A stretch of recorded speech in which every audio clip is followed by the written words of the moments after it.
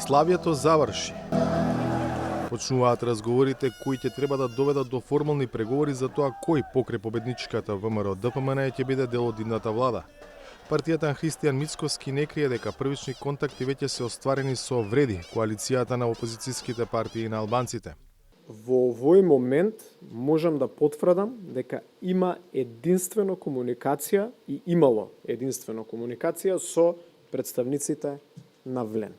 Како што ќе се развива ситуацијата, верувам таа ќе добие забрзана динамика, некаде блиску до веднаш брзо по инаугурацијата на новиот председател, соодветно ќе бидете информирани. Уште вчера вечер лидерите на Вреди самите најавија дека веќе се гледаат во идната влада. Утре почнуваат преговори за нова влада помеѓу ВМРО и коалиција ВЛЕН. Честитки на сите албанци, честитки на сите граѓани.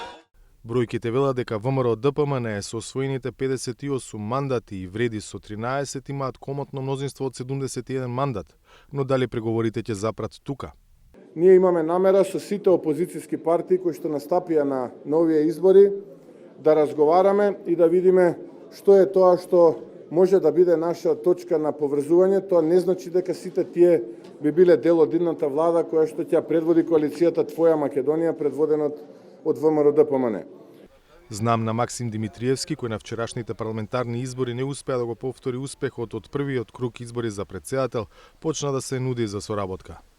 Што се однесува до идни коалиции, евентуални соработки, секогаш ќе бидеме тука на располагање на било која идна власт кога се работи за државни национални интереси, но дополнително партиското раководство ќе ги разгледа сите опции и можности за евентуално партиципирање во власта или останување да работиме како конструктивна опозиција.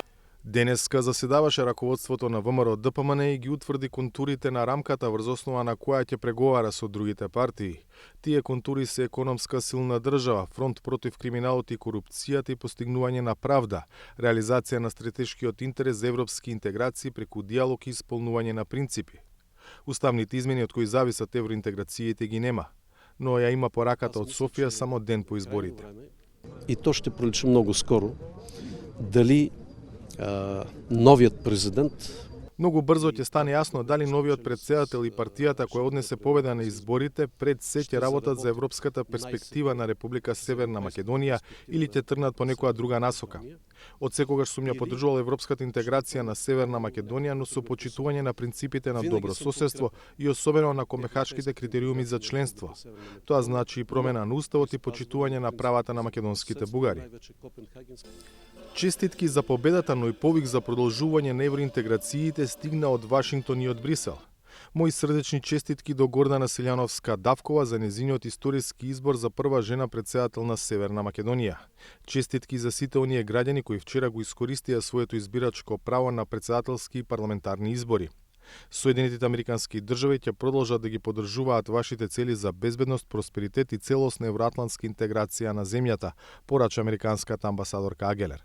Подготвени сме заедно да работиме во процесот на ЕУ пристапување на Северна Македонија на следното ниво.